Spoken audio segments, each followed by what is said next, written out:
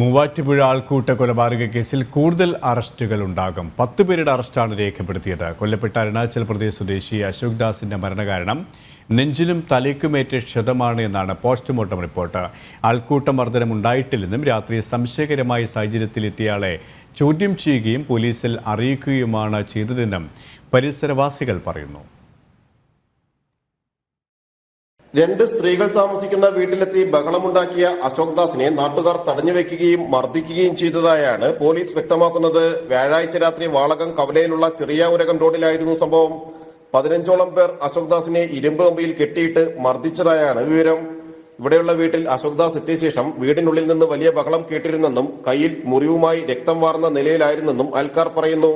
കുറച്ചു നേരം കഴിഞ്ഞപ്പോഴത്തേനും ഒരാളിങ്ങനെ ആടി രക്തത്തെ കുളിച്ചെന്ന് വെച്ച് കഴിഞ്ഞാൽ ആ സകലം രക്തം എവിടെ മുറിഞ്ഞെന്നൊന്നും നമുക്കറിയാൻ പറ്റില്ല. നമ്മളീ വീട്ടിൽ മൊത്തം രക്തത്തെ കുളിച്ചായിരുന്നു. അപ്പം അങ്ങനെ ഇറങ്ങി ഇങ്ങനെ പതുക്കെ ഇങ്ങനെ അവിടം വരെ ഇവിടുന്ന് അങ്ങോട്ട് ആൾ പോയത്. ആദ്യം അവിടം വരെ ചെന്നിട്ട് ആൾ വീണ്ടും തിരിച്ചു നിന്നിട്ട് കൂടി താഴോട്ട് പോയി.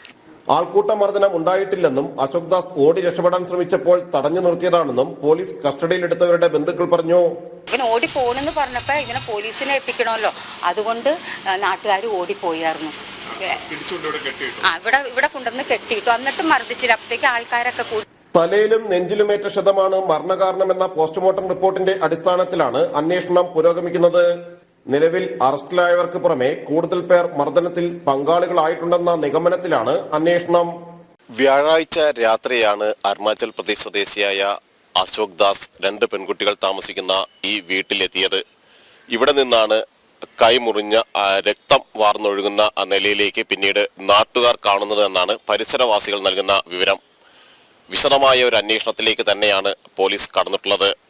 ക്യാമറമാൻ രാജേഷ് രാജനൊപ്പം ജിജീഷ് കരുണാകരൻ, ജനം, കൊച്ചി.